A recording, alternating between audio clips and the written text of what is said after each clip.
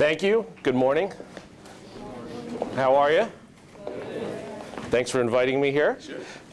So I think I have about 45 minutes to lecture to you. That's a joke. I'm not going to lecture. And then some time for Q&A.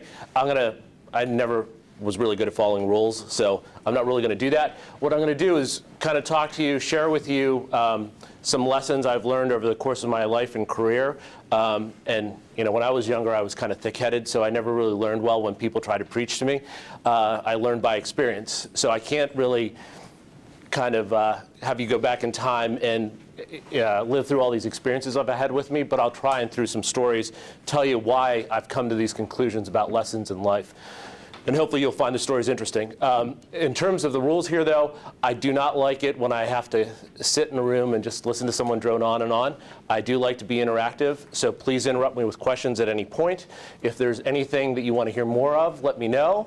If there's anything you don't want to hear any more of, let me know. I will, at one point, get into some sensitive subjects if you guys are interested in going down that route, because one of my career stops was as a deputy district attorney, where I was in charge of not just juvenile court and juvenile crimes for probably a good year and a half, but I also handled sex crimes for a while. So I don't want to put anyone off with any of that conversation. You don't have to raise your hand, but if you're feeling uncomfortable, let me know, and we'll kind of gloss over that and go on to some happier stuff.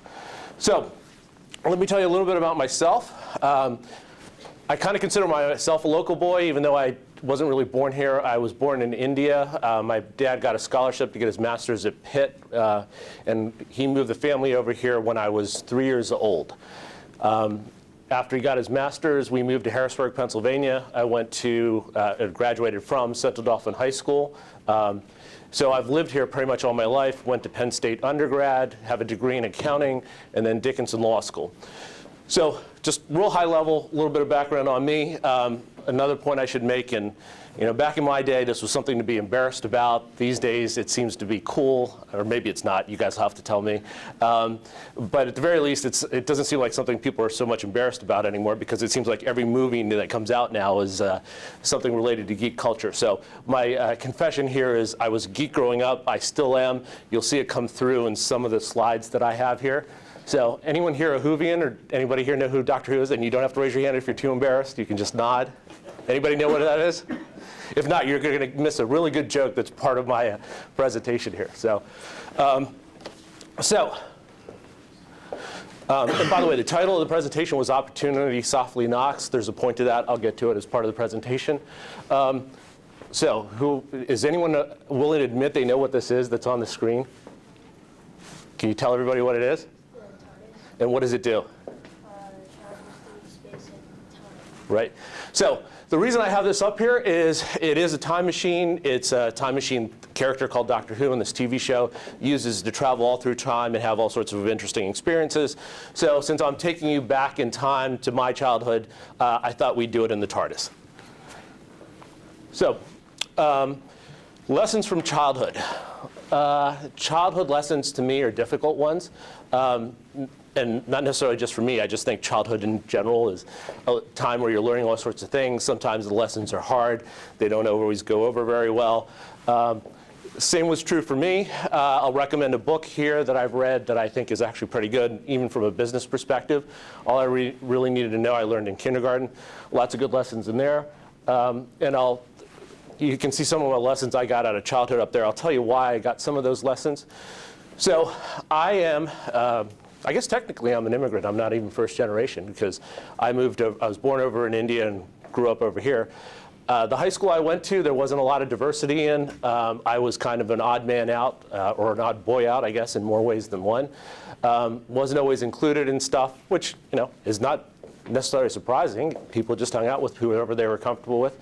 So it was always kind of on my own. Taught me a couple important lessons in life. One is, it's really up to you whether or not you let other people make you upset, and it's really up to you as to whether or not you're going to succeed in life. No one else can do that for you. Other people may stop you from trying to do it, but at the end of the day, it's up to you and what you can achieve. So another geek reference here. Anyone see the movie, and this is probably dating myself as well, Willow? Ring a bell to anybody? All right. So there's a scene in the movie where there's a wizard and a bunch of would-be wizards, and the wizard asks all the would-be wizards, so he holds up his hand and he says, so whose hand, or which hand of these two has the power to change the world? Anyone know what the right answer to that question is? Anyone want to hazard a guess? Neither. Raise your hand. It's your hand that has the power to change the world, because only you can change your world. That's the lesson that I learned in my childhood. If I'm going to try and make a difference in my life, my experiences, it's up to me to do that. And the last point on there, I think, is really important. You know, a lot of people will help you up as you go through life. There are also people that try and tear you down.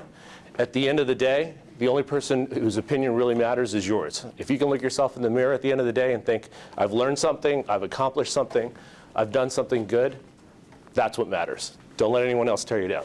So enough of me preaching about childhood lessons. So let me tell you a little bit about how I got started on my career. I was, well, I guess I was young and freshman in college, much like some of you, I think. I wasn't old enough to drink, which isn't to say I didn't, but I wasn't old enough. So I couldn't go to bars. So the place where I and my friends would hang out was pool halls. They were open to people under 21. You could go there to all hours in the morning, and being a young guy, and my friends being young guys too, we like to stay out late. And we actually got pretty good at pool. The one night when I was in a pool hall, it was about 2 a.m. in the morning, guy walked in, kind of dressed like me, suit and tie, and all my friends turned to me and said, is that really strange? You know, it's like 2 a.m., we're in a pool hall, there's this guy, older looking guy, who walks in a suit and tie, what's he doing in a pool hall? I said, I have no idea what he's doing here, but I'm telling you that's our congressman. And they all looked at me like I was crazy, and they said, there's no way that that's our congressman, and there's no way that there's a congressman walking into a pool hall at 2 a.m. in the morning. I said, okay, I'll prove it to you. So I went up to him and I said, and part of the reason I said what I said was I had a government politics course in college at the time, and I thought it was kind of interesting.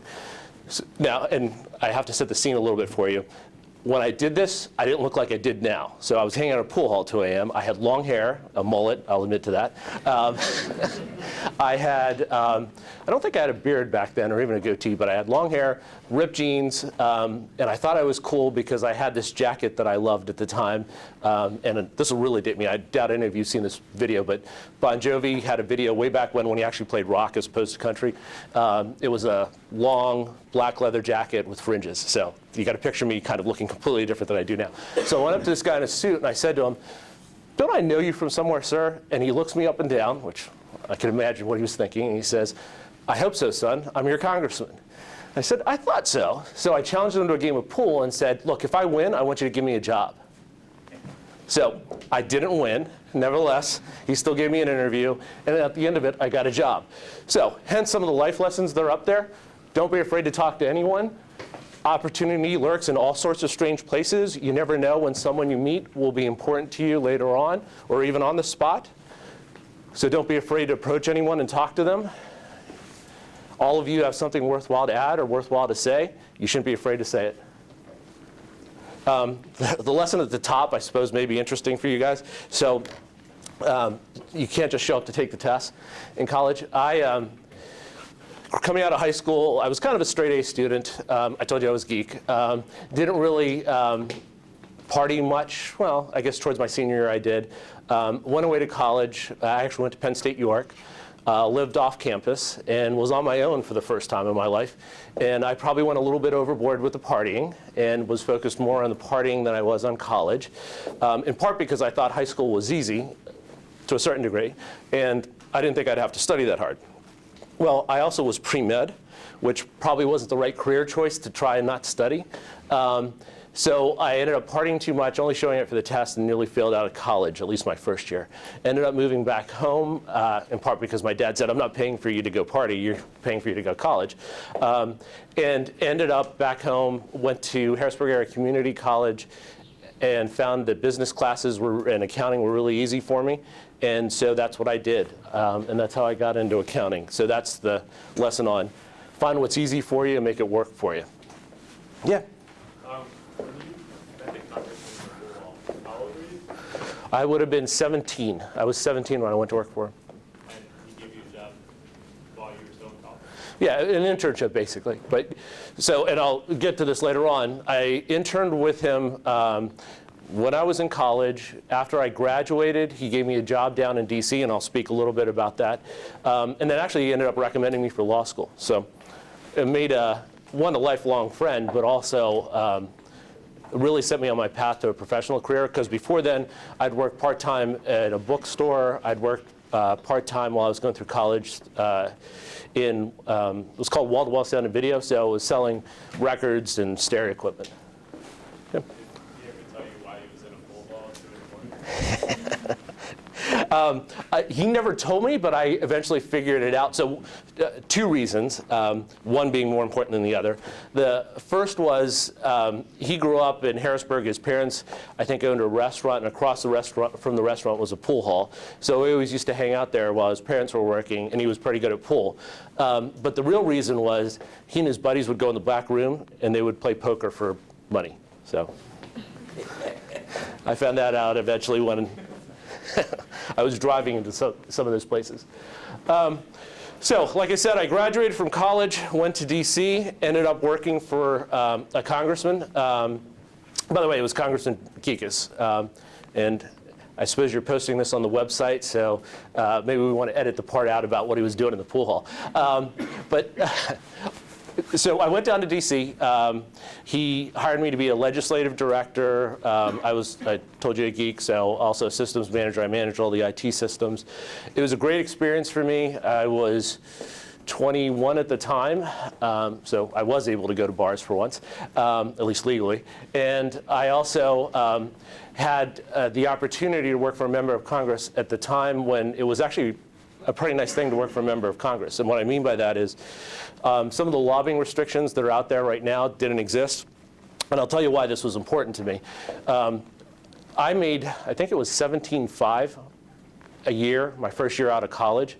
And that was $1,000 more than the congressman paid people he would hire off the street to work in DC. Now that was back in I guess it was 1990 or 91.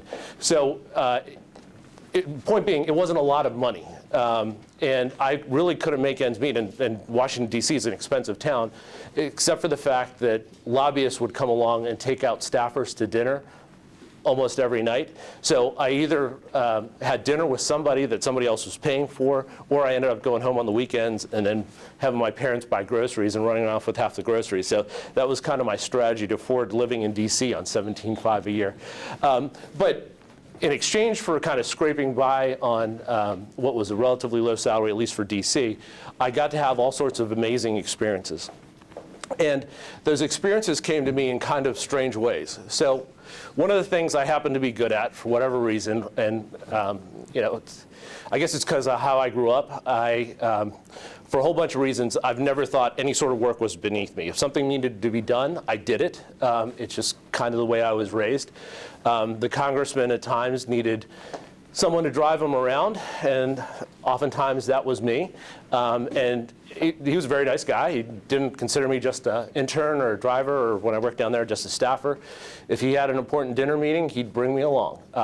So I learned some important lessons from him in those dinner meetings. At one point, I remember having dinner in DC with an executive from a company, a senior executive from a company, and 3 trade ministers from China. So literally, like the Secretary of Transportation, the Secretary of, it wasn't Defense, it was Transportation, Interior, and something else, were there having dinner, the congressman, the senior executive, and then there's me fresh out of college at 21. So what I tried to do for those experiences and those opportunities was soak it in, learn what I could, and try and ensure that I got something out of every experience, every dinner, every meeting, whatever it was. And the lessons range from the interesting in terms of lessons about politics and lessons about economics to simple things about how to be effective as an executive or a business person or as a politician. So one example I'll give you is I drove the congressman to a meeting once, and we were running late, and he had a speaking role at the meeting. And this meeting was in a much bigger room than this. It was a big dinner. There were probably 200 people seated at tables eating their dinner. They had already started dinner. They'd already started the program when we were about to walk in. and I was bringing him in, I said, look, if we go around this way, essentially around the back, I can take you right up to the dais. You can get right up there since we're running late and start what you need to start. He said, no, that's not what you do. And he proceeded to walk down the center of the room and shake everybody's hand that turned and wanted to talk to him as he walked down the center of the room. So the lesson I learned from that, it's a bit of a political lesson, is, and it'll tie to some of what I'm talking about later, never miss an opportunity to network, and don't be afraid to walk down the center of the room and be the center of attention. It's an important lesson, and it makes people notice you, and it's something that I've kept with me and used throughout my career. Also, one of the things that's kind of part of my nature is I tend to run late. I didn't today, which is somewhat surprising, but and I keep telling people it's because, at least according to my mother anyways, I was born late, and I've been trying to catch up ever since, and I just haven't succeeded at that. But I tend to run late, and so people tend to notice me when I walk into a room, and I swear I don't do this intentionally, it just happens that way. And it's good to be noticed when you walk in a room as it relates to a meeting, or if you're making a presentation. Then people know you're there, they'll acknowledge your presence, and if there's someone in the room that you want to meet, that little trick is, you make eye contact with them, you wave at them or something like that, and then you go over to them afterwards, and they'll usually pay attention to you. So, I think I covered most of those experiences in DC. Two I didn't up there. One is, I'll start with the last one first. When I was in DC, so I graduated with an accounting degree and kind of a computer systems minor, for lack of a better word. Was down there doing legislative work plus managing his computer system. And one of the things, so the congressman was an attorney. He told me a lot about his stories from his time being an attorney. I thought those were interesting. So I thought maybe being an attorney would be an interesting thing. And I'd also learned that tax attorneys make tons of money. So it seemed like that would be a great career for me. So I decided I would try and go to law school and then become a tax attorney. So the congressman gave me a recommendation for law school, but part of that was I also always had an interest in business, and I was trying to decide, do I get an MBA or do I get a law degree? And the thing that clinched it for me was I realized, and back then there weren't the joint MBA JD programs that are almost everywhere these days. I think there was maybe one in the country at the time that I went to law school. So there wasn't a lot of those, so I had to kind of make a choice. Was I going to do one or the other? And the thing that clinched it for me was realizing that with a law degree, I can do anything an MBA could do, but with an MBA degree, the opposite wasn't true. So in order to keep so the lesson here is not necessarily go to law school. The lesson here is try and keep your opportunities open, or the possibilities for your future career open as you're younger, and then you can get specialized as you get older. The other point up there was, and this is an important point, that they don't teach in school or college, really. You're always on the clock. Here's what I mean by that. And hopefully this doesn't come across as a little preachy, but the thing I learned down in DC, and believe me, back in my day, you used to like to drink and like to party and hang out with my friends. And in DC, I had a lot of freedom to do that, and some ability to do that as well, and some pretty cool friends that were into all sorts of things. But we were partying literally in the halls of the Capitol at events. We were partying outside of the halls of Congress, where even if you're a restaurant or a club late in the evening, there might be, believe it or not, a congressman at a table next to you, and it's someone you're going to see the next day for work. So the lesson here is, even though you're out having fun with your friends and you think nobody knows who you are, you can't assume nobody knows who you are, or you can't assume, especially depending on how small of a town it is, and DC is a bigger town than Harrisburg is, but the environment, the community around the Capitol Hill is really kind of a small insular community. So if you're known as a drunkard, or if you're known to get in fights when you go out drinking, that word kind of spreads. So you got to watch doing that kind of stuff when it might impact on your work. And what I mean by that, or just to put it as kind of a everyday example for something that's probably more in context for you guys, I know social media now is really popular. I'm not on Facebook, but I am on Twitter. I'll explain why I'm on Twitter. But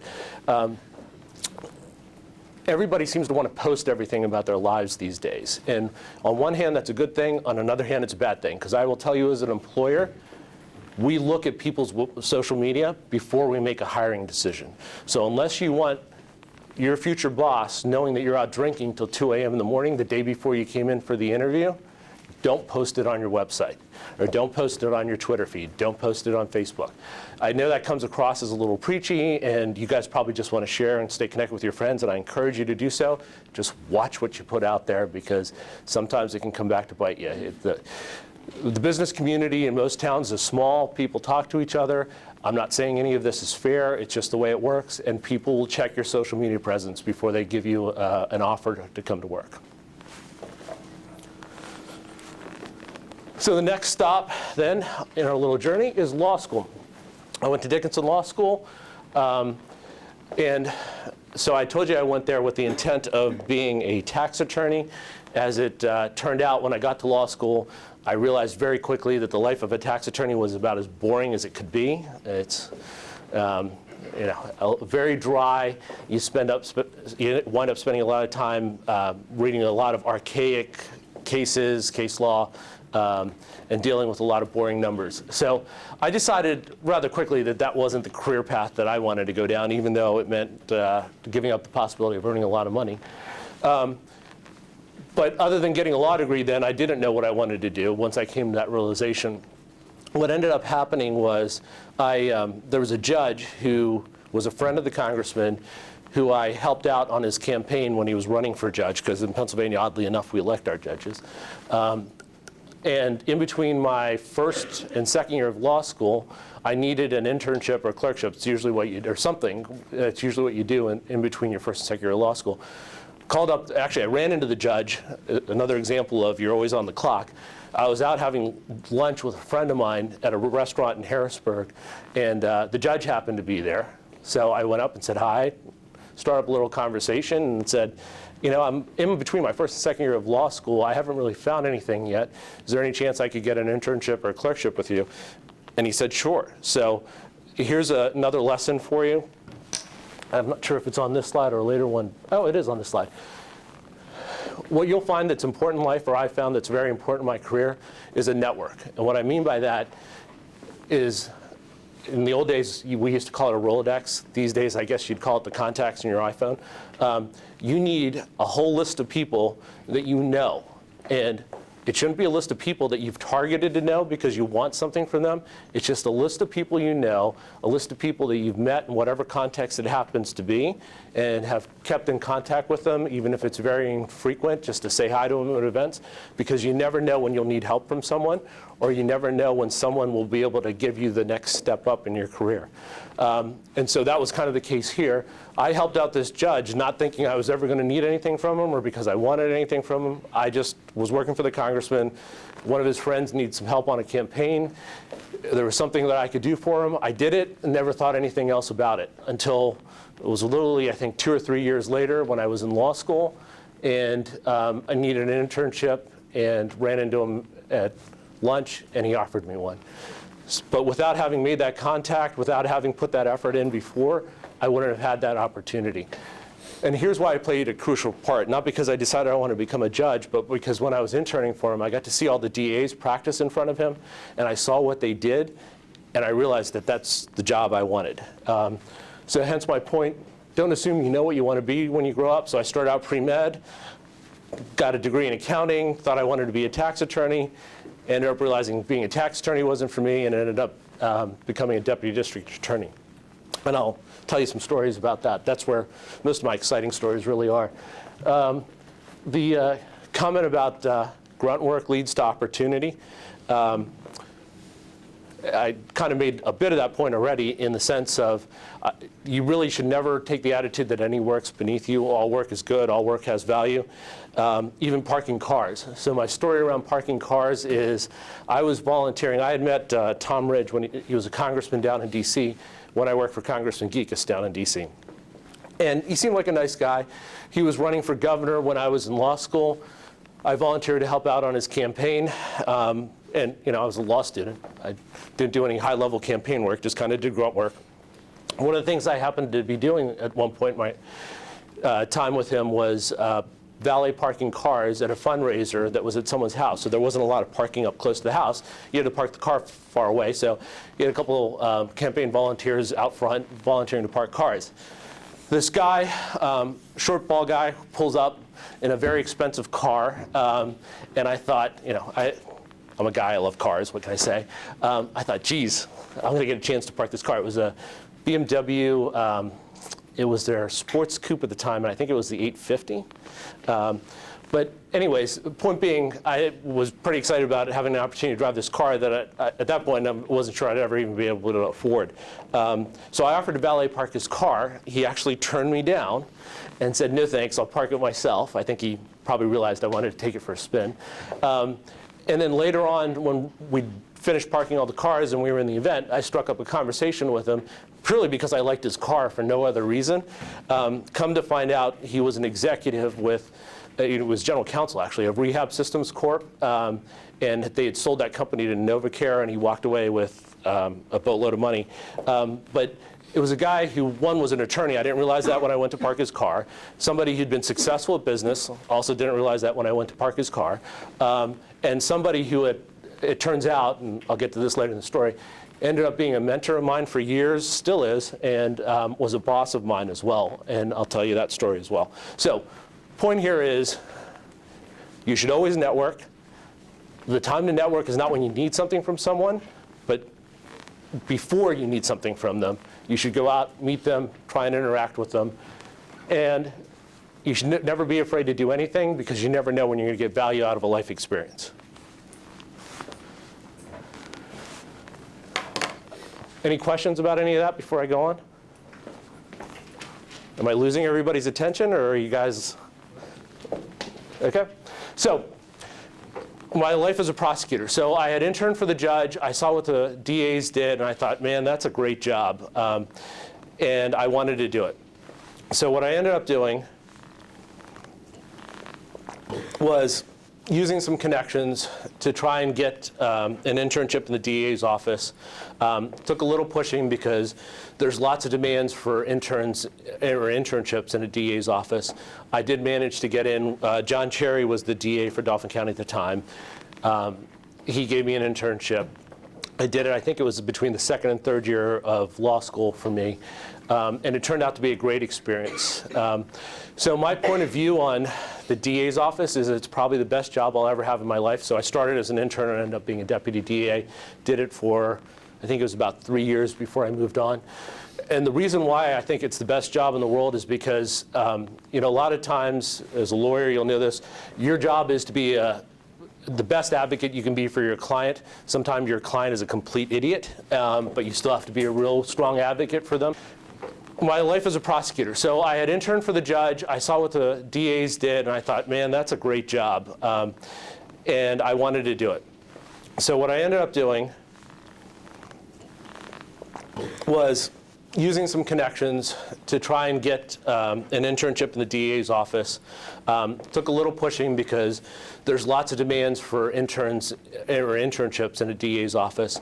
I did manage to get in. John Cherry was the DA for Dauphin County at the time. He gave me an internship. I did it, I think it was between the second and third year of law school for me. And it turned out to be a great experience. So my point of view on the DA's office is it's probably the best job I'll ever have in my life. So I started as an intern and ended up being a deputy DA. Did it for, I think it was about 3 years before I moved on. And the reason why I think it's the best job in the world is because, a lot of times as a lawyer, you'll know this, your job is to be the best advocate you can be for your client. Sometimes your client is a complete idiot, but you still have to be a real strong advocate for them. When it comes to a DA, your job is to be out for justice. You're not out to win cases. You're not out to put people in jail. All that stuff you see on TV is not really accurate. Your job as a DA is to find out what justice is and make sure it's executed. So there were times when I took a case to court and I realized halfway through that the guy was either innocent or I didn't have the facts to prove my case, and I had to stand up and withdraw the charges. You can't do that if you're a private attorney and you're representing someone. It doesn't matter how bad the facts are. If your client wants you to take it to court, you end up taking it to court, and the client makes the decisions. But as a DA, your job is doing the right thing. So what I often tell people is there's not many jobs where you're on the side of the angels, and a DA is that job. I had lots of rewarding experiences, lots of scary experiences, and it really kind of defined kind of who I became after that in all sorts of different ways. So I'm happy to share, if you guys have an interest, some of the stories and experiences and cases I worked on. And I'll start with the one that got some local publicity, and you can probably still Google it. There was a grocer, I think he was Korean, he was a Korean immigrant actually, in Harrisburg, who came to this country, set up a little grocery store in the neighborhood, and not a good neighborhood either, but he set up a grocery store in a neighborhood, and he worked there every day with his wife, and he had a son who he was putting through college. In the same neighborhood, there's a group of kids, most of whom did not have parents. One in particular had no father in his life, was 13. His mother, if I recall correctly, was a prostitute and a drug addict. The kids were all either drug addicts or drug dealers or both. This 13-year-old really had no family structure at all in life. Didn't even have a family for that matter. And so all of his friends were pretty tough characters. And they all carried guns. None of them would give their gun to this 13-year-old kid because they didn't trust what he would do with a gun. So think how bad this kid must be. He and they, so one little story about them, the way that they would get food, because there was no family around to provide them food, they would call for takeout, have it come to an address, and when the takeout guy pulled up, they would rob the takeout guy not only of the food but the money, and that's how they fed themselves. So they got the guns, the money what little money they had from selling drugs, and had no family structure, no life, didn't really go to school. This group of kids at one point went into this grocery store and stood up the grocery store for the money and for some food I think they ran off with as well. Someone had made the mistake of giving the 13-year-old a gun at this point. And for no reason other than the grocer was, I think he was a little slow in raising his hands, he shot him. He didn't kill him, put him in a coma for the rest of his life, which was, I think he might have lived for another 10 years or so, but never ever recovered from that. So I didn't prosecute that case on my own. I was still relatively fresh in the DA's office when that case came along. But I was handling juvenile court at the time, and I handled a number of the cases that were related to that with some of the friends of that 13-year-old that were there. The 13-year-old was prosecuted as an adult and put away for a long period of time. But some of what that taught me was, look, there's multiple sides to a story. What happened to that Korean grocer was terrible. The environment that the children grew up that led them to that event was terrible. Still, it doesn't excuse what the kid did. He has to be held accountable for what he did. But by the same token, the whole situation was a mess, and it got caught up in the news.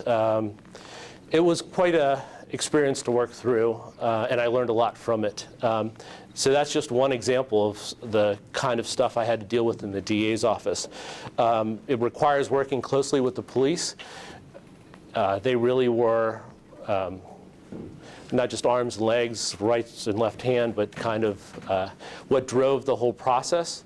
And I know the police have been in the news a lot lately. There are good cops, there are bad cops, just like there's good congressmen, bad congressmen, good students, bad students. I had the privilege of working with quite a few distinguished career police officers who were out there to do the right thing. I did have, unfortunately, the opportunity to work with some that I thought were a little questionable and try to deal with that as I could. So the DA's office ended up teaching me a bunch of things about life. One of them is there is evil in the world. So as I try to give you kind of perspective of what drove that 13-year-old or what created a 13-year-old that thought so little of someone's life that he was willing to take it just because the guy wasn't raising his hands fast enough. And the comment I used to make to people at the time, friends, was, juvenile crime was on the rise when I was in the DA's office and in the handling the juvenile unit, in part because there seemed to be a whole crew of juveniles that really didn't care about their own lives, much less yours. And what I used to tell people was, you're actually better off these days, back then anyways, getting mugged or robbed by an adult than you are a juvenile, because 9 times out of 10, you do what the adult says, give them your money, give them your wallet, whatever it is, they'll let you walk away. The juvenile at that time, or the juveniles that I dealt with at the time, they'd shoot you just for looking at them funny. They viewed it as a sign of disrespect. What respect they got, given the background they were coming from, I couldn't really tell you, but they would shoot you literally for just looking at them the wrong way. So it led to all sorts of strange and difficult experiences. The one comment up there is evil in the world.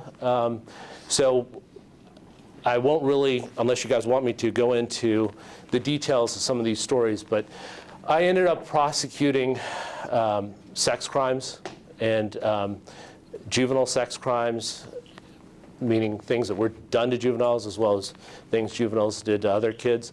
And I really, there's I'm probably dating myself here again. There's a movie called 8mm. It's a Nicolas Cage movie, so it's not the best movie in the world. But there's a line from it that will always stick with me, because I think I happened to see it when I was in the DA's office, which was, when you dance with the devil, you never come away clean. And while I enjoyed my time in the DA's office, I learned a lot, and I always thought I was on the side of the angels. I had to deal with some pretty sick and really disturbing things, and it really leaves a lasting impression. So, yes? As a DA, do you get to interact with the people you're prosecuting directly, or on the court? Yes and no. So if I was prosecuting them, they had a defense attorney, and most of the interaction would go through the defense attorney. But the one thing that ends up happening, and one lesson that you learn is, a lot of the crimes that you end up prosecuting, the victims in the one case are the defendants in another case. So I end up interacting with them when they were victims, or sometimes if they were testifying for the prosecution, I'd have to prep them. So there were times when I interacted with them directly, but typically if I was prosecuting them, meaning literally I had a case against them, it was not direct, it was through their defense attorney. The quick funny story, so two that are kind of related. So I was a juvenile prosecutor. Juvenile court was fairly regular. It was trials in front of a judge.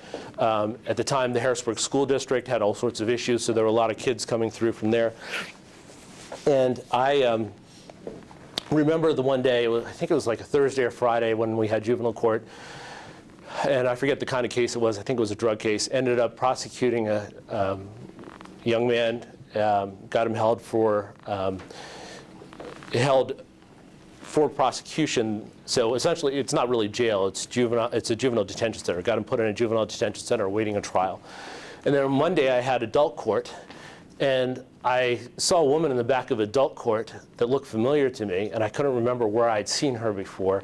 So I went through a couple cases. It was kind of just a bunch of pleas, meaning somebody was pleading guilty, and I was just the prosecutor walking the plea through the process. I got done with the pleas, all adults, and then I went back and I talked to the woman and I said, you look really familiar. Did I see you someplace recently? And she said, well, last Thursday or Friday, whichever it was, you put my son in juvenile detention, and today you just put away my husband. So lesson here is that there's all sorts of social issues. There's all sorts of reasons why people end up doing what they do or the situations that they're in. Again, I'm not making excuses. I'm not telling you it makes it right or there's a justifiable reason why they do what they do. But at the end of the day, you've got to recognize that there's a human element to this too. I mean, it kind of hit me that I'd put the woman's son and now the husband away, and really what chance did that family have to succeed going forward? Another example that taught me a little bit about how small towns are and whether or not I should be eating out as a DA was I put a kid in juvenile detention, and then me and my roommate went out to get, I think it was dinner like the next day. And we went over to, I think it was called Fire Mountain. It was like a buffet type place. And the woman that came out to serve me my drinks was the mother of the juvenile I just put in jail, or put in juvenile detention the day before. Needless to say, I didn't really drink whatever she served me. And it was a buffet, so I thought I was okay eating the food. But another lesson on how small of a world and how small of a town it is. I could go on and on for days with stories about my time in the DA's office, but I'll sweep ahead because I'm droning on, and I think I'm running out of time here soon. So. What ended up happening in terms of what made me leave the DA's office was, again, I wasn't making a ton of money. I was making far more than I did when I was in DC. And I was doing it in Harrisburg, so it was a lot less cost of living. But I also was young and single, so I would go out and drink a lot, and my expenses were kind of high. So I ended up, from time to time, trying to go back to my dad and saying, hey, Dad, can you lend me a little bit of money? He eventually got tired of that, and he sent me down and he said, look, son, I paid for college, which he did. I've helped you pay for law school, which he did. I had some loans, but not large loans coming out of law school. He said, I'm not paying anymore. You need to go out and earn your own living. So I ended up deciding I needed to go out and make a little bit more money than I was making in the DA's office. The wife of the DA at the time was the head of the Dental Association, the Pennsylvania Dental Association. And she knew I used to hang out, and still did, and to some degree still do, hung out with all sorts of politicians just because they're who I grew up with, not necessarily because I intended to. I grew up in Harrisburg around the state capitol, so I grew up with a lot of politicians. She needed a lobbyist at the time. She knew I wasn't getting paid much by her husband, so she offered me a job, so that's how I got into lobbying. And lobbying actually was one of the things I thought I might want to do at some point in my career, only because when I was in DC and the lobbying laws were different, all these lobbyists would come into town and take you out to dinner in the nicest places, or they'd take you to a hockey game. I mean, it seemed like the career of a lifetime, right? All you have to do is take people out to dinner, lunch, shows, whatever it might be, and essentially your job was to basically party with people. So I thought, hey, that'd be a pretty cool job. So she offered me the opportunity. I jumped at it. It was more money. I learned a lot of things there. One is it's not as glamorous as it seems to be. By then, some of the laws had changed, so you couldn't really take people out as much. Plus, the economy wasn't the best, so businesses didn't want you spending a ton of money entertaining folks. But also I learned that the real work that a lobbyist does that never really gets a lot of attention necessarily, if they're doing their job right, is they have to go meet with all sorts of people and convince them, almost similar to what a lawyer does, why what they're lobbying for makes sense and why people should do whatever it is that you're lobbying for. So if it's a new law about dental hygiene or children and whether they can get anesthesia in a dentist office, that was something I was out there trying to convince legislators to vote one way or the other on. So hence my lesson of it's always okay to ask for help. And there's always more to learn. I learned a lot in that job, but I also learned how important it is to be able to rely on your contacts, to be able to go out there, present your case, and then close the deal. And what I mean by that is a lot of people find it very hard to ask for something. You should never be afraid to ask. The worst answer you're going to get is no. And as long as you realize that, it's not so bad when someone says no to you. So I ended up having to ask all sorts of people to vote my way, to at least consider the position I was representing. It was kind of a new experience for me because most of the jobs I had before, someone was always coming to me asking for something, whether I was a staffer for the legislator or I was a prosecutor. It was always people coming to me as opposed to me having to go to other people and say, hey, I need your help to do X, Y, or Z. From there, so the guy I met parking cars, at this point he was Secretary of Administration for then Governor Tom Ridge.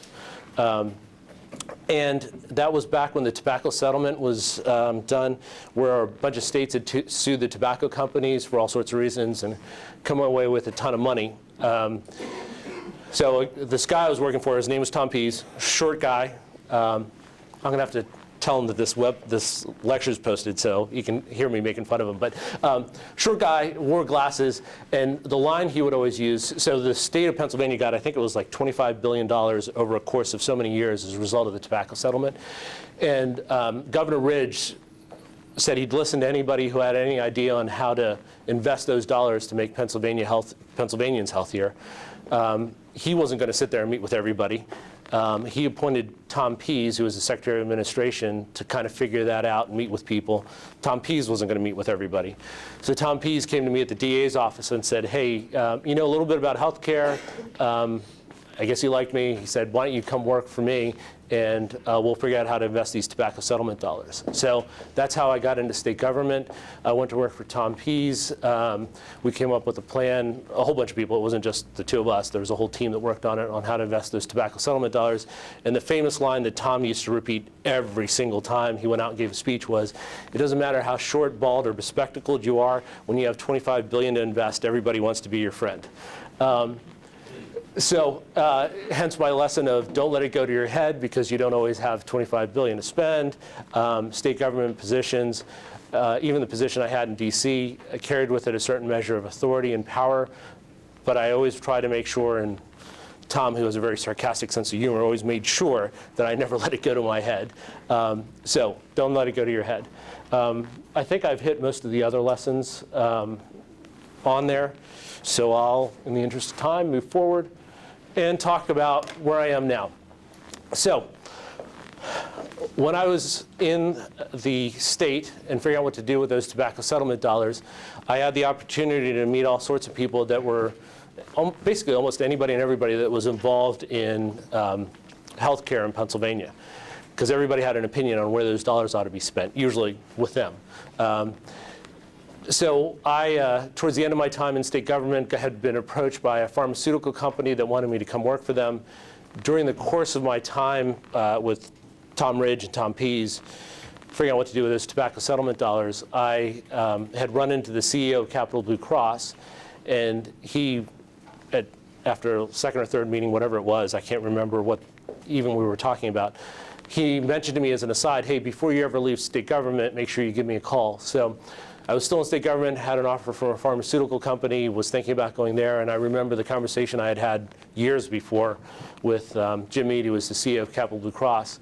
So I called him up and I said, hey, you know, I think you remember me. We had a conversation a long time ago. You told me to check in with you before I left state government. I'm not really looking to leave, but I've got this offer. I'm thinking about taking it. What do you want to talk about? So he actually beat the offer that I had, and that's how I ended up at Capital Blue Cross.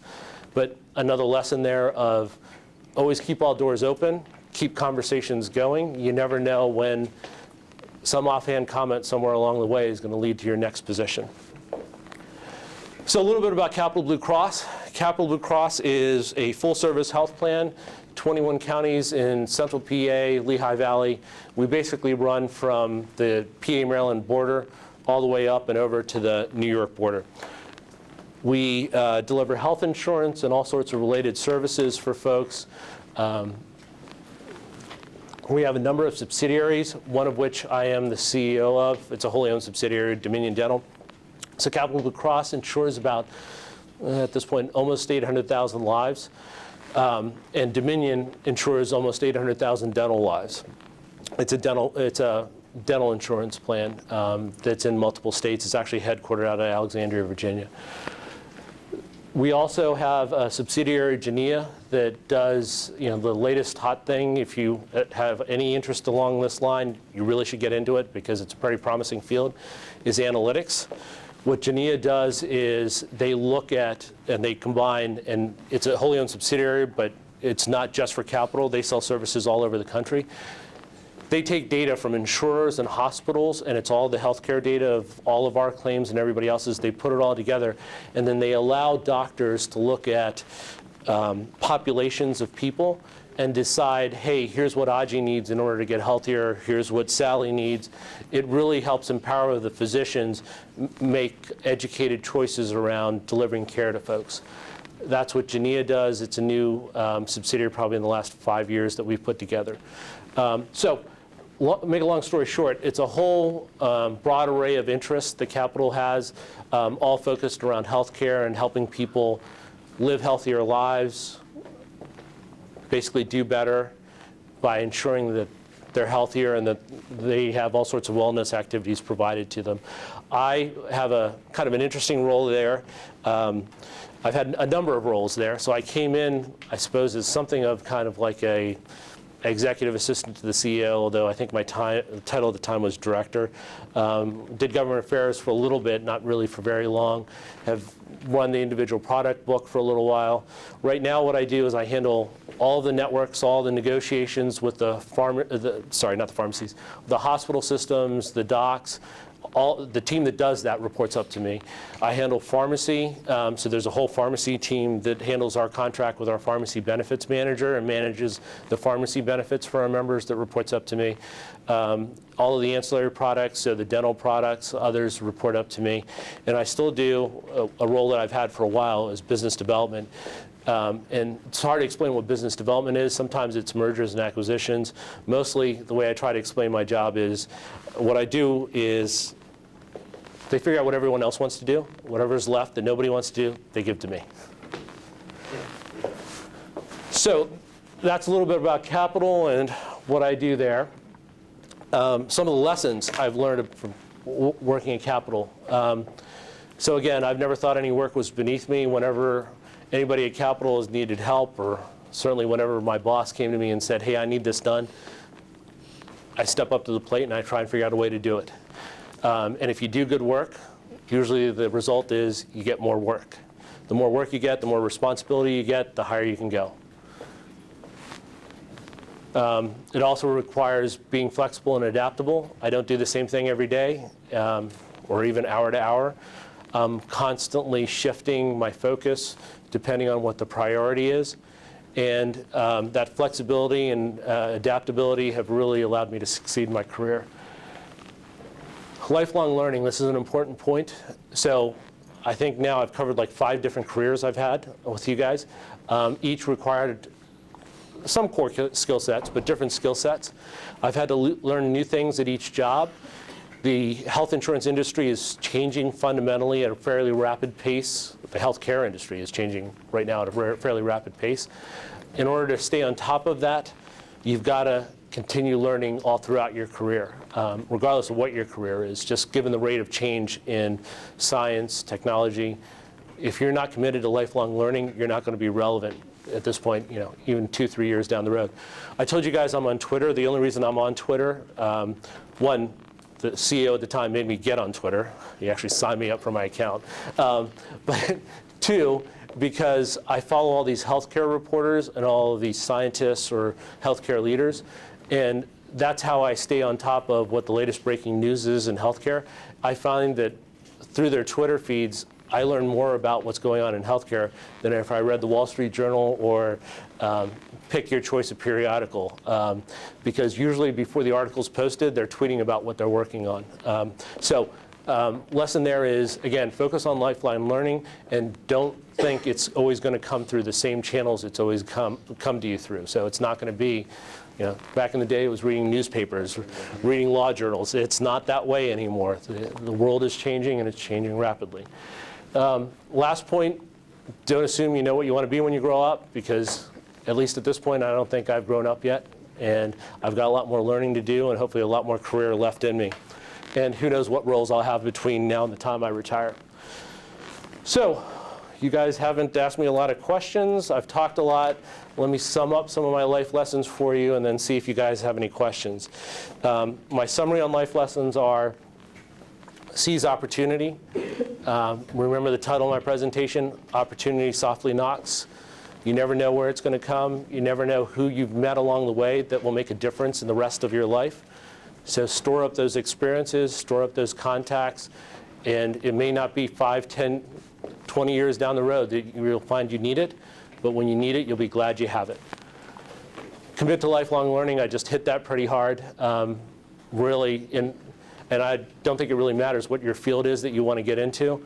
These days, the world's changing so fast. If you're not committed to lifelong learning, you're not going to be relevant. The point about the network I've kind of already hit. You need to have one before. It doesn't work to go in and say, hi, my name's Aji. Nice to meet you. Here's what I need from you. What's helpful is if you go in and you build a relationship, and you can build a relationship over all sorts of things. So sometimes people find the The challenge when you meet someone new is to find some common ground. Sometimes people find that over sports, something people call small talk. Sometimes it's talking about your children, if you have any, I do.